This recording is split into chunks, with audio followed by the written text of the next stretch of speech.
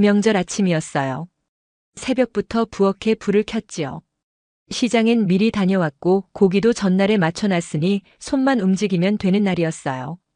들깨가루는 아는 집에서 직접 갈아보낸 거라 향이 아주 고소했어요. 묵은지는 여름 지나기 전에 담가둔 걸로 꺼냈고요. 멸치는 볕 좋던 날 골라 덮어뒀다가 그날 아침에 볶았습니다. 뱃속도 다 손질해놔서 쓴내 하나 안 났고요. 사골국은 밤새 끓였고 갈비찜은 새벽에 다시 불 올려서 국물 졸였고 전이 눅눅해지지 않게 하기 위해선 타이밍이 중요한데 그건 뭐 이 나이면 몸이 먼저 압니다. 손보다 순서가 익숙한 거지요. 냄비마다 김이 피어오르는데 부엌 가득 찬 냄새에 저도 모르게 콧노래가 나왔습니다. 그래, 올해도 이 손으로 가족 밥상 차리는구나. 그런 마음이었죠. 도윤이네는 점심 다 돼서 왔습니다. 아들은 문 열고 왔어. 한마디만 던지고는 거실 소파에 털썩 앉았고 손주들은 들어오자마자 휴대폰부터 꺼내 들었어요. 인사는커녕 눈도 안 마주치고요. 유진이는 식탁부터 쓱 훑어보더니 그 특유의 무표정한 얼굴로 말했어요. 어머님 뭘 이렇게까지 하셨어요? 요즘은 이런 거 안 해도 되는데. 고맙단 말은 안 하더라고요. 마치 제가 괜히 일을 벌인 사람처럼 들렸어요. 그래도 저는 그랬죠. 명절이잖니. 오랜만에 오는데 뭐라도 먹여야지. 상은 이미 다 차려져 있었습니다. 전 종류만 4가지, 국에찜에 나물까지. 자리가 모자랄 정도로 준비했어요. 그걸 보며 저는 괜히 허리 한번 펴고 됐네, 이제는 같이 먹기만 하면 된다 싶었죠. 그런데 말이에요, 도윤이가. 밥 먹자 하고 말하니까 손주들은 젓가락 드는 대신 이럽니다. 치킨은 없어? 김치 너무 셔. 고개를 절레절레 흔들면서 입맛 없는 얼굴들이에요. 그 김치 여름 내내 정성 들여 담근 거였거든요. 그 순간 유진이가 멸치볶음을 하나 집더니 대놓고 이런 말을 했습니다. 와, 또 멸치볶음이에요? 요즘 누가 이런 거 먹어요? 손끝이 순간 멈췄습니다. 그 멸치요. 시장에서도 가장 좋은 걸로 골라서 쓴내 안 나게 뱃속 다 파내고 센 불에 타지 않게 한 줌씩 나눠가며 볶았던 거예요. 팔아서 돈 받는 것도 아니고 우리 애들 먹일 거니까요. 근데요. 그보다 더 아픈 말은 그 다음이었습니다. 그냥요, 저희 엄마는 이런 거 안 해요. 그 순간에요. 누가 제 가슴을 확 눌러버린 것 같았어요. 너무 숨이 막혀서 말도 안 나왔습니다. 가만히 자리에서 일어나 주방으로 걸어갔고 수건을 꺼내 손부터 닦았어요. 닦일 것도 없는데 계속 닦았습니다. 기름기가 묻어서 그런 것도 아니었어요. 그저 떨리더라고요. 거실에선 애들이 피자 시켜줘. 이러고 있었고 유진이는 응, 이따가 시켜줄게. 하고 웃고 있더라고요. 아들 도윤이는 한마디도 없이 밥만 푹푹 떠먹었고요. 그 침묵이 제일 서운했습니다. 저는 가만히 상을 바라보다가 빈 그릇 몇 개를 조용히 들여다가 물에 담갔습니다. 김치 담은 접시, 멸치 담은 접시, 고사리랑 도라지도요. 다 제가 직접 손질한 것들이었습니다. 그 누구 하나 저한테 눈길도 안 줬어요. 제가 상을 치우든 말든 물에 그릇을 담그면서 생각이 들었습니다. 그래, 내 엄마는 이런 거 안 하지. 그치만 나는 그걸 다 해줬지. 니들 신혼집 전세금도 내가 도왔고 가게 자리 알아봐 줄 때도 내가 앞장섰고 애 키울 땐 손에 물 안 묻히게 해줬고. 근데 이제 와서 멸치볶음 하나로 날 부끄럽다 이거냐? 그땐 그냥 속이 쓰렸습니다. 물 한 잔 떠 마시고 행주 한 번 더 짜서 식탁을 조용히 닦았습니다. 왜 그랬는지는 모르겠어요. 그냥 손이 먼저 움직였어요. 마음은 이미 정리 중이었던 거죠. 그날 저는 혼자 조용히 그렇게 마음속으로 줄을 그었습니다. 이 집 밥상, 이제 내 손으로는 더 이상 못 차리겠다. 식사가 끝나고 나서도 저는 그냥 주방 근처를 서성이고 있었습니다. 아무도 저한테 말을 거는 사람이 없었거든요. 그렇게 많이 차렸어도 누가 뭐 하나 맛있게 먹었다는 말조차 없었고 식탁 주변은 음식이 반이나 남아 있었어요. 애들은 벌써 거실로 나가 게임을 시작했고 아들은 소파에서 졸듯이 폰만 들여다보고 있더라고요. 유진이는 식탁에 앉아 핸드폰을 만지작거리더니 갑자기 자리에서 일어났습니다. 애들아, 우리 사진 좀 찍자. 그러더니 식탁을 대충 치우고 먹다 남은 반찬들을 접시에 다시 예쁘게 옮겨 담더라고요. 그 모습을 저는 주방 쪽에서 조용히 바라봤습니다. 유진이는 반찬 그릇을 한쪽으로 몰고 조명 각도를 바꿔가며 한참을 사진을 찍었습니다. 그리고 나서 식탁에 앉아 SNS인지 뭔지에 사진을 올리더라고요. 저는 그걸 다 들여다보진 않았습니다. 그냥 옆을 지나가려다 핸드폰을 만지작거리며 혼잣말하는 소리만 들렸어요. 이거 뭐랄까. 정겹긴 한데 너무 옛날 느낌이에요. 그 순간 제 걸음이 딱 멈췄습니다. 그 말 한 줄이면 됐습니다. 옛날 느낌. 정겹긴 한데. 그리고 거기 담긴 그 미묘한 어투. 딱 잘라서 말은 못하겠지만 그 속마음은 느껴지더라고요. 촌스럽다.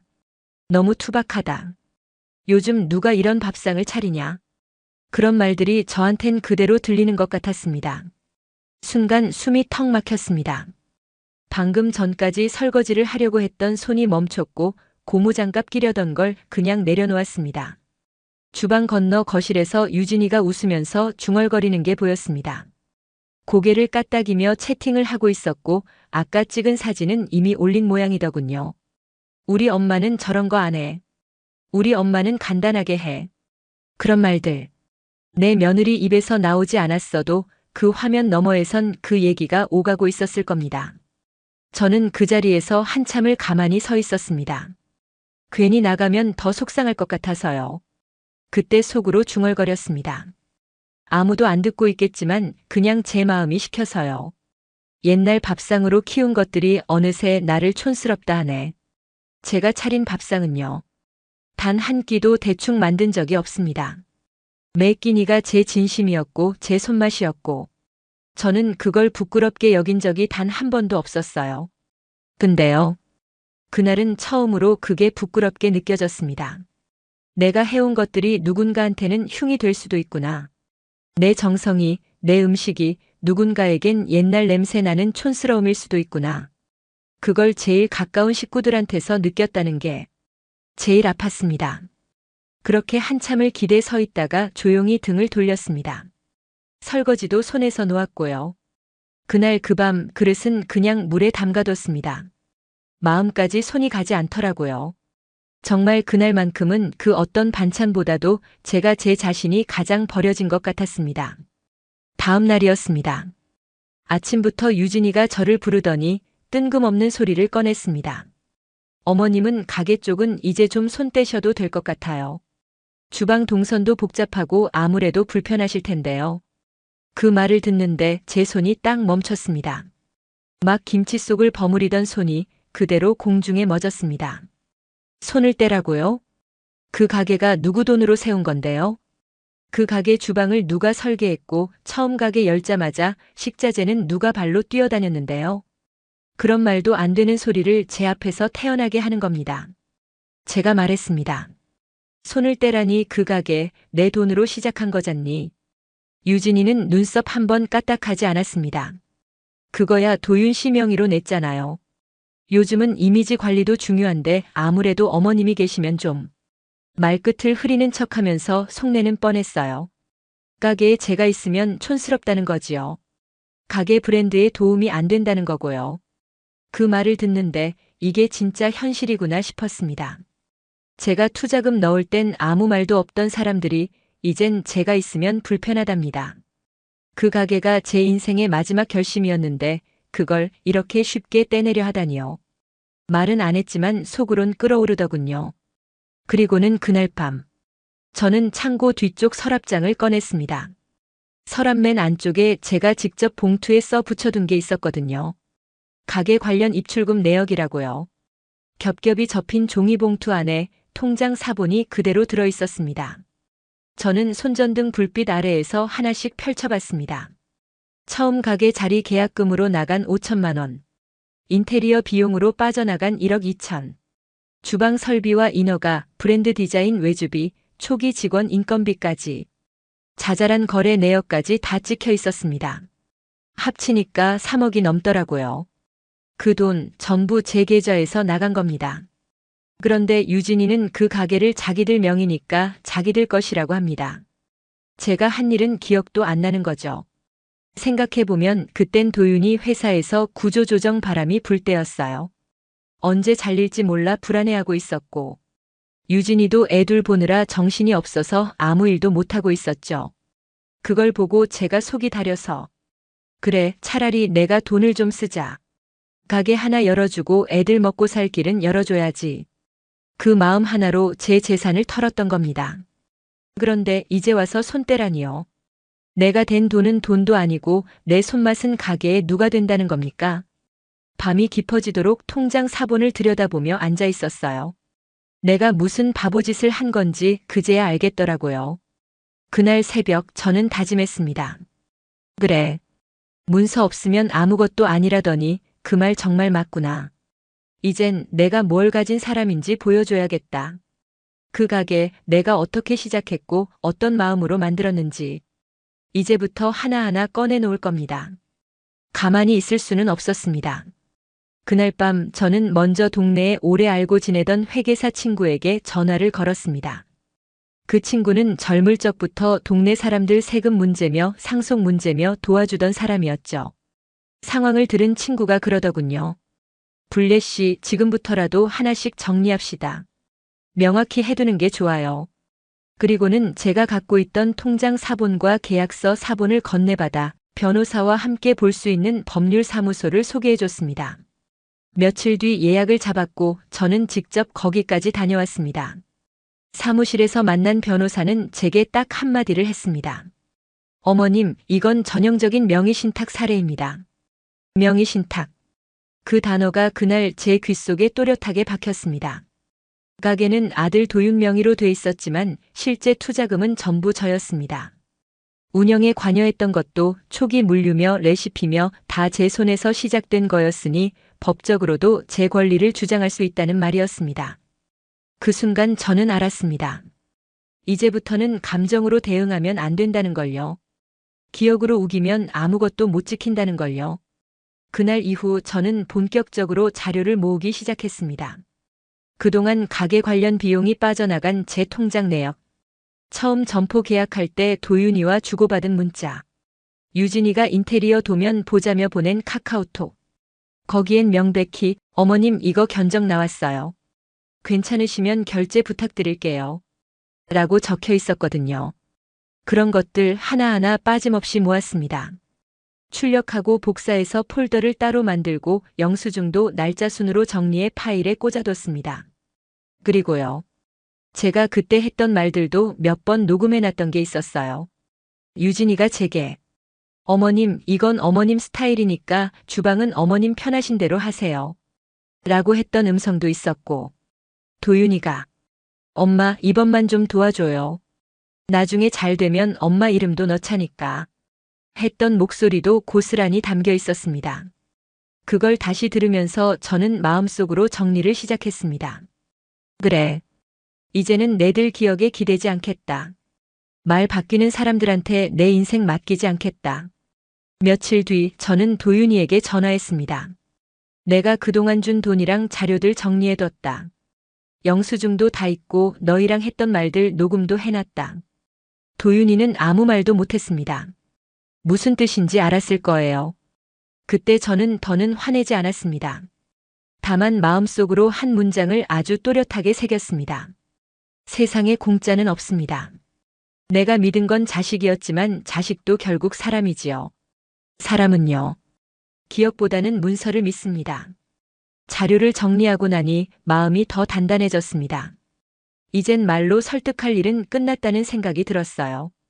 그래도 한 번은 정식으로 얘기를 해야겠다고 생각했습니다. 그동안 너무 쉽게 져줬고 너무 말없이 지나쳤으니까요. 가게 앞 주차장에서 도윤이를 불러냈습니다. 유진이도 따라 나왔고요. 저는 천천히 꺼냈습니다. 내가 이 가게에 쓴 돈 자료로 정리해놨다. 그동안 내가 운영에 관여한 것도 있고 이 가게는 처음부터 내 돈으로 세운 거다. 그러니까 이제 내 집은 돌려줘라. 도윤이는 갑자기 얼굴이 굳더니 헛웃음을 치더군요. 갑자기 왜 이러세요? 엄마답지 않게 이런 식으로 나오시면 저희 이미지가 다 망가져요. 이미지요? 그 단어를 듣는 순간 이 사람들이 정말 뭘 중요하게 여기는지 분명히 보였습니다. 유진이는 그 뒤를 바로 받았죠.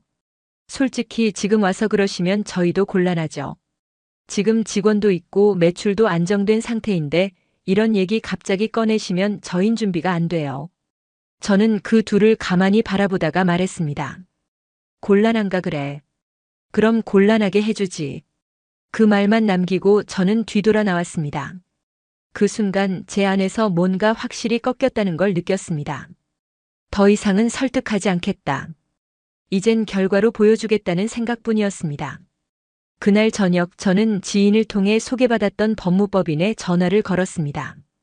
며칠 전부터 준비해둔 파일과 녹음, 계약서, 사본, 입출금 내역 전부 스캔해 보내고 사무실 미팅 일정을 바로 잡았습니다. 이야기를 들은 변호사는 충분히 승산 있는 건입니다. 라고 말했습니다. 그 말에 저는 단 한마디를 덧붙였습니다. 명의신탁 해지로 갑시다. 제 권리 되찾고 싶습니다. 그렇게 저는 조용히 하지만 단단하게 전쟁을 시작했습니다. 며칠 뒤 제가 먼저 전화를 걸었습니다. 이번엔 도윤이더러 가게 안에서 직접 보자고 했어요.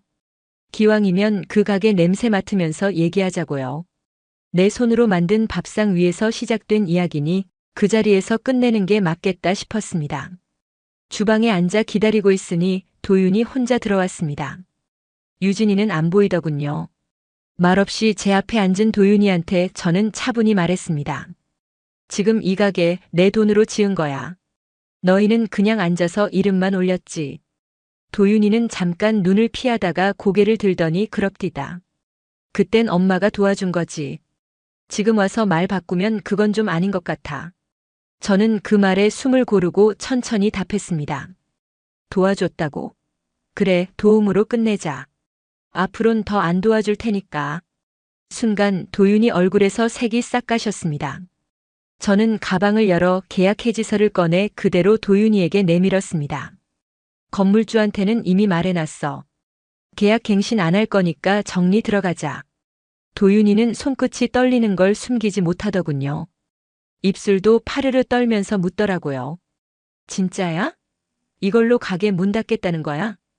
저는 고개를 끄덕였습니다. 그래. 문 닫고 다 잊고 살 거다. 그리고 덧붙였죠. 내가 이 가게에서 이미지가 어쩌니 체면이 어쩌니 했지. 나는 이 손으로 반찬 만들며 내들 배를 채웠는데 넌 그 손이 창피했나 보더라. 좋다. 그럼 이제 이 손도 너한테 안 빌려줄게. 도윤이는 그 자리에 멍하니 앉아 아무 말도 못했습니다. 그 침묵이요. 전 그게 오히려 더 비열해 보였습니다. 유진이처럼 뻔뻔하게 구는 게 차라리 낫겠더라고요. 그날 저녁 가게 직원들에게 통보했고 정리할 물건 목록을 따로 만들어 집으로 가져왔습니다.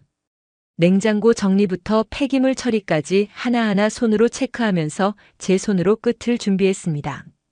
도윤이한테선 그 후로도 연락이 몇 번 왔지만 전 다 받지 않았습니다.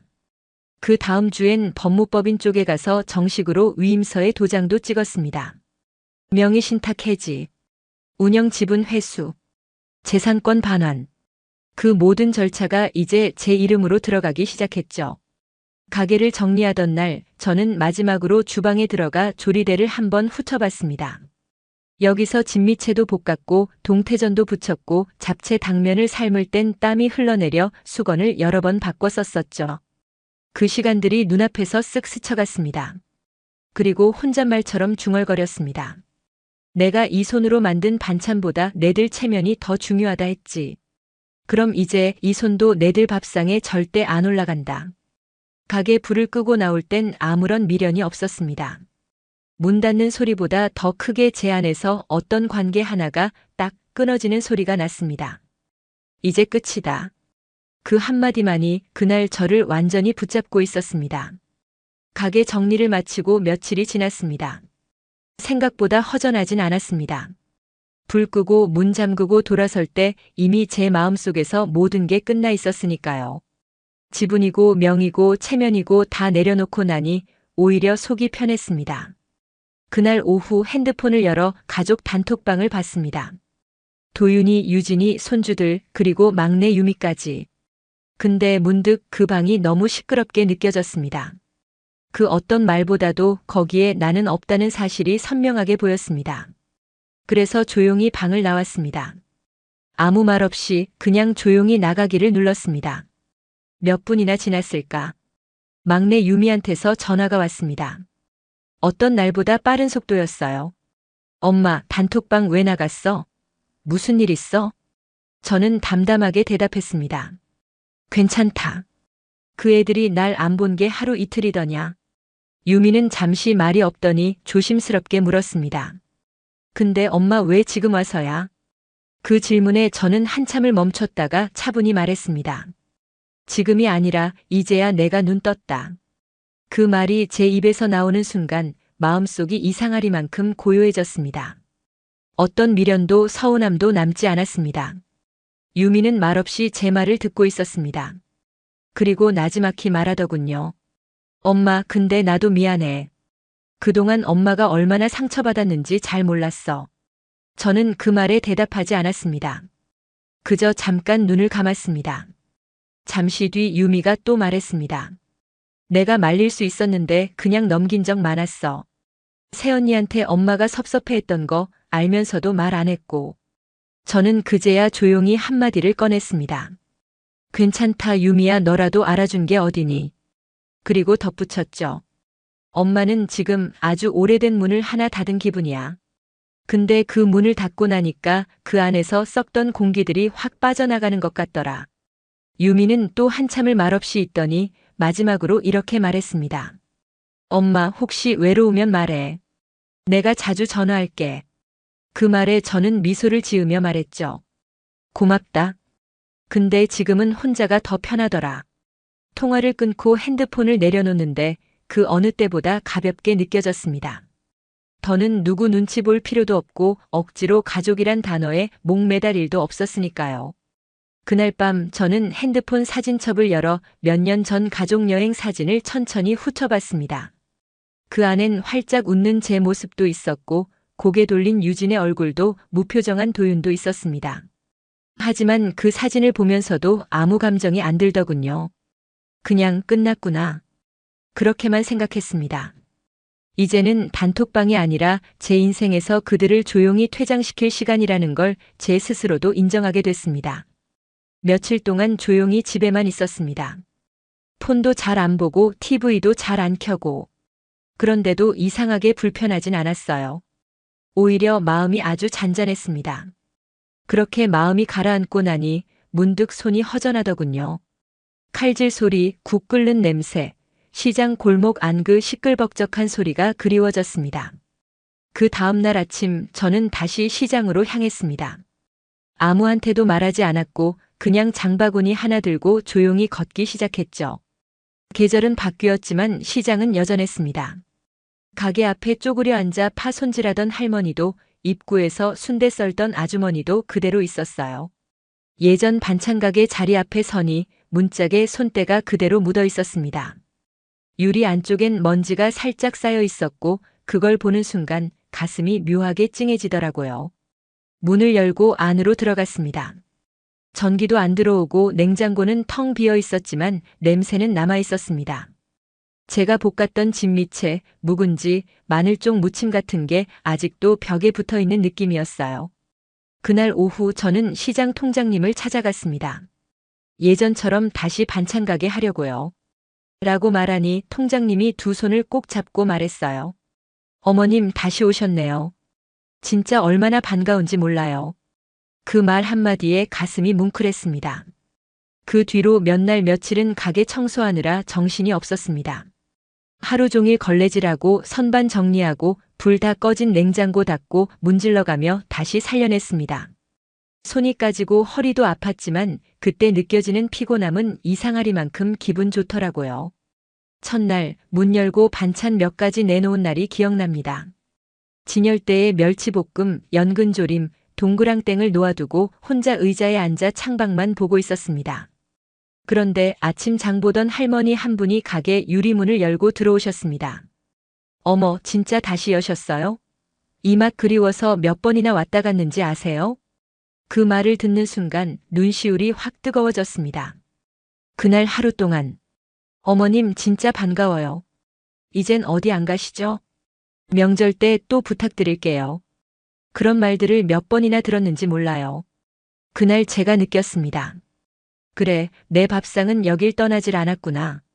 몸은 잠깐 쉬었어도 내 손맛은 누군가의 식탁에 남아 있었던 거예요. 그걸 보고 그걸 기다려준 사람들이 있었던 겁니다. 손님 하나가 멸치볶음을 집어들고 웃으면서 말하더군요. 이 집은 멸치도 고급지게 맛있어요. 아예 찬장에 올려두고 하나씩 아껴 먹는다니까요. 그 말을 듣는데 예전에 유진이가 요즘 누가 멸치볶음 먹어요? 라고 말했던 장면이 떠올랐습니다. 그 애들은요. 제가 볶은 멸치조차 부끄러워했어요. 그걸 SNS에 올릴 수 없다고 요즘 감성에 안 맞는다고 했던 사람들이죠. 근데 여긴 다르더라고요. 시장은 제가 살아온 그대로의 모습도 그대로 안아주는 곳이었습니다.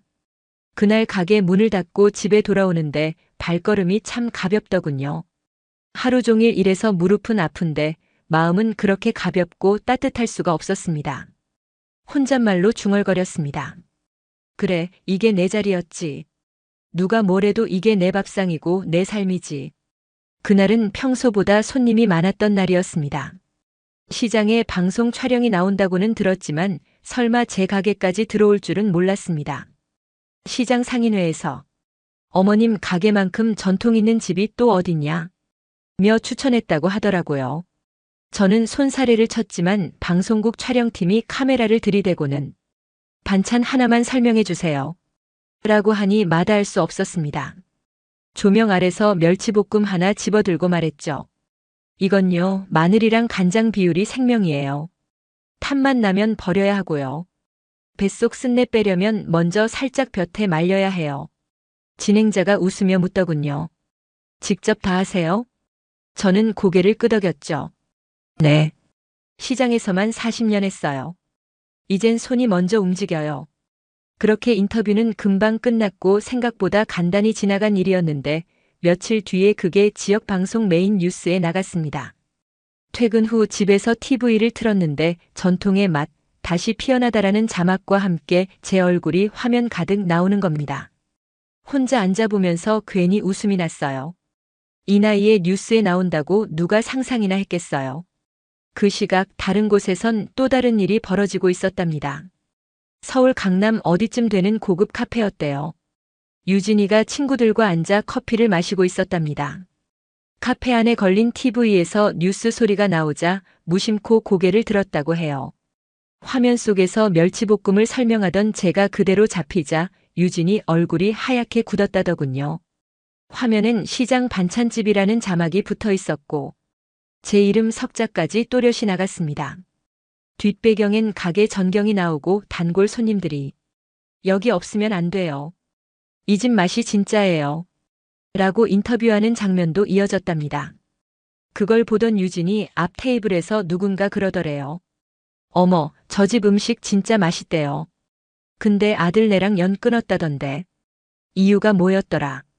그 순간 유진이는 아무 말도 못했답니다. 고개를 푹 숙이고 커피잔만 손으로 만지작거렸대요.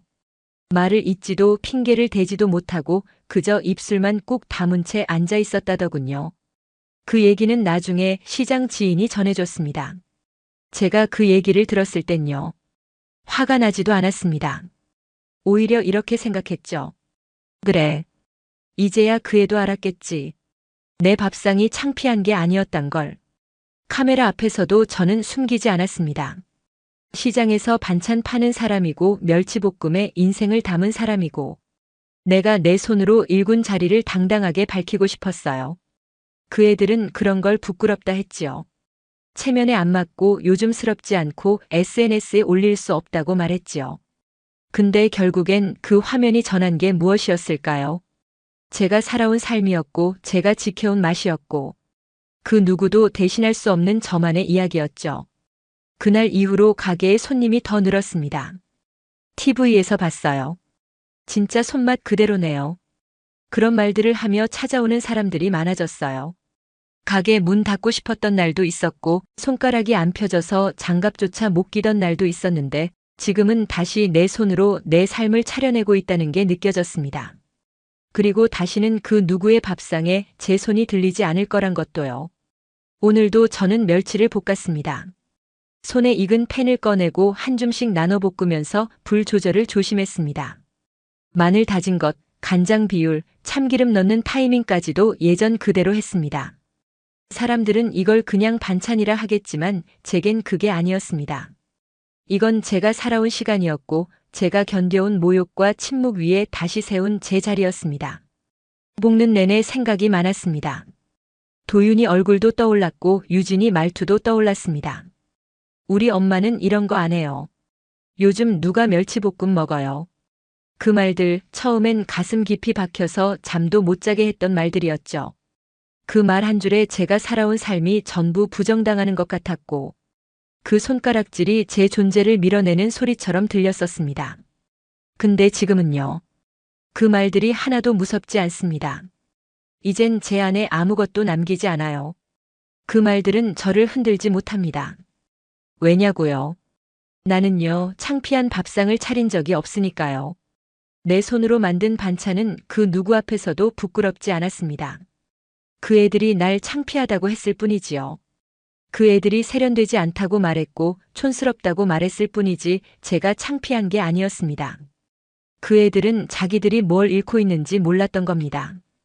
밥상이라는 게 누구한텐 그냥 한 끼일 수 있겠지만 누군가에겐 평생입니다. 저는 그 평생을 지켜낸 사람입니다. 남이 뭐라고 해도 제 손으로 제 삶을 만들어 왔고, 버려지면 다시 일어났고, 무시당하면 조용히 준비해서 다시 내 자리를 차려왔습니다. 이제는 그런 애들 밥상에 내 젓가락 하나 들지 않을 겁니다. 제 손이 갈 이유도 없고 제 손맛이 닿을 자격도 없어요. 그 애들이 원했던 체면이든 요즘 감성이든 뭐든 간에 그 밥상은 저와 상관없는 자리가 됐습니다. 앞으로 저는 이 멸치볶음처럼 한 줌씩만 나눠가며 살아가려 합니다. 필요한 만큼만 아는 사람에게만 진심이 닿는 사람에게만 내어주는 삶. 그게 저한테 가장 어울리는 방식이란 걸 이제는 알게 됐거든요. 불을 끄고 팬을 조심히 식혀서 한쪽에 두고 나니 주방 안 공기가 맑아졌습니다. 고요했고 따뜻했고 무언가 아주 단단해진 기분이었습니다. 그건 후회도 아니고 미련도 아니었습니다. 그냥 제 인생이 제자리로 돌아온 거였습니다. 그걸로 충분했습니다. 오늘도 마흔 이후 사람 공부와 함께 해주셔서 감사합니다.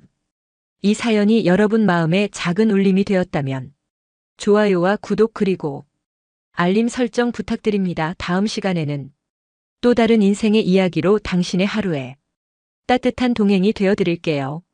감사합니다.